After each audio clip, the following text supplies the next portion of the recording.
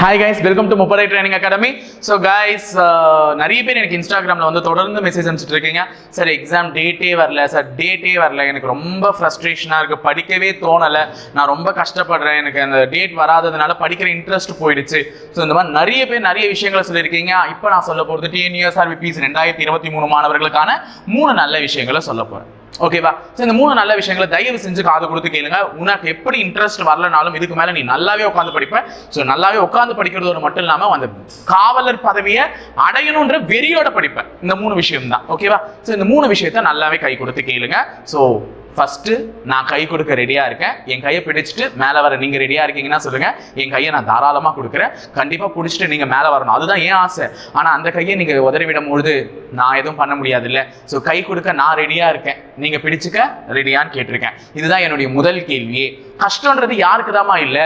கஷ்டம்ன்றது நம்ம கீழே உட்காந்துட்டு எழுந்தா நம்ம பின்னாடி ஒட்டுற மணல் மாதிரி, அதை நம்ம தட்டி விட்டுட்டு போறோம்ல அந்த மணலை, அந்த மாதிரி உன் கஷ்டத்தையும் தட்டி விட்டுட்டு போயிட்டே இரு. அடுத்த வேலையை பார்த்துட்டு சும்மா அதையே நினைச்சிட்டு உட்காந்துட்டு இருந்தா மணல் ஒட்டிக்கிச்சே நினைச்சிட்டு இருந்த வேலையாகுமா?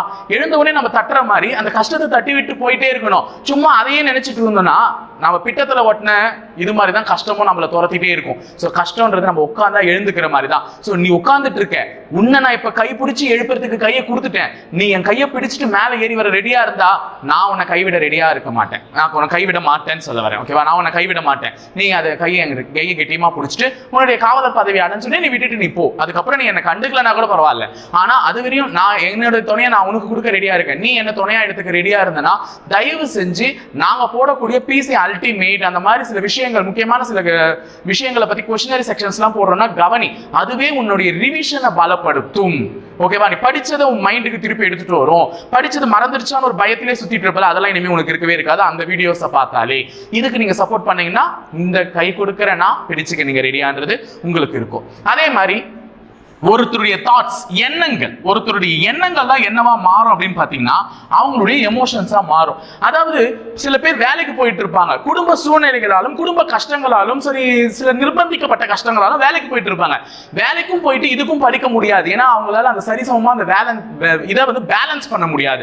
அப்படி இருக்கும் பொழுது அந்த காட்டம், அந்த கோபத்தை வந்து வெளிப்படுத்த இடம் இல்லாம அவங்க எடுத்துட்டு வந்து ஒண்ணு வீட்டு மேலேயோ இல்ல அவங்க கேரக்டர், இப்ப நம்ம படிக்கவும் முடியலையே வேலைக்கும் போய் கஷ்டப்படுறோமே ஒண்ணு வேலை செய்யற இடத்துல காட்டுவாங்க, இல்லைன்னா வீட்டுல காட்டுவாங்க. இந்த மாதிரி அந்த கோவங்களை வந்து வெளிப்படுத்துறதுக்கான வாய்ப்புகள் இருக்கு. அதுதான் ஃப்ரஸ்ட்ரேஷன்.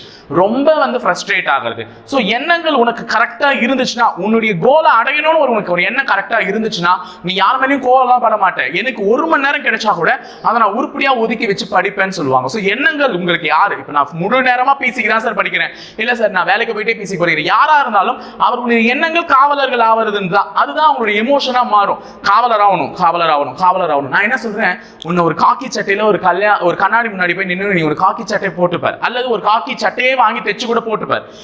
நிறைய பேர் லேப்லாம் பண்ணும்போது காக்கி யூனிஃபார்ம்லாம் இருக்கும், அதை கூட வந்து உனக்கு போட்டு பார்த்துக்கோ.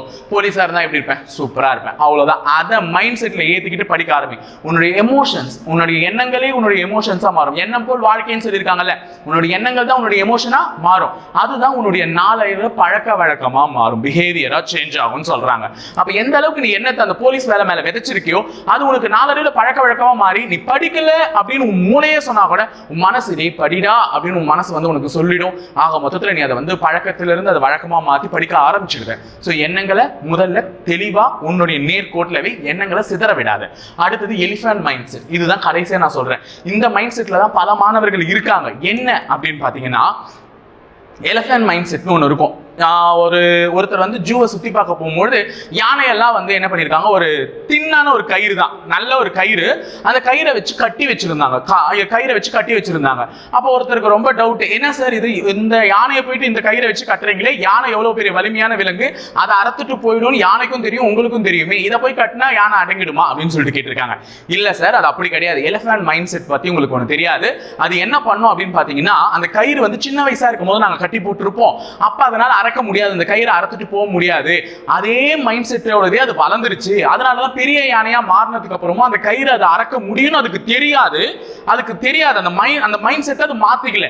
சின்ன வயசா இருக்கும் போது அறக்க முடியும் தெரியல, அதான் இப்பயும் அது என்ன பண்ணுது, அந்த மைண்ட் செட்டை மாத்திக்கல. இப்ப வலிமையான விலங்கா மாறிடுச்சு, உங்களுக்கு தெரியாது அர்த்தம் ஓடினோன்னு. ஆனா அது அந்த யானைக்கு புரியல, அதனாலதான் அது அப்பயும் அப்படியே இருக்கு, நாங்க கட்டி போட்டாலும் அப்படின்னு சொல்லிட்டு சொல்றாங்க. அப்ப எலிஃபென்ட்டோட மைண்ட் செட் சின்ன வயசுல என்ன பழகிடுச்சோ அதே தான் பழகிடுச்சு. அப்ப நீயுமே என்னால முடியாது, என்னால நடக்காது, எனக்கு ஆகாது அப்படின்னு பழகிட்டேன்னா அதே தான் உன் மைண்ட் வந்து எடுத்துக்கும். புரியுதா? அப்ப எண்ணங்களை உயர்வாவை. என்னால முடியலன்னா எவனால முடியும் இப்படி வை. புரியுதா சொல்றது?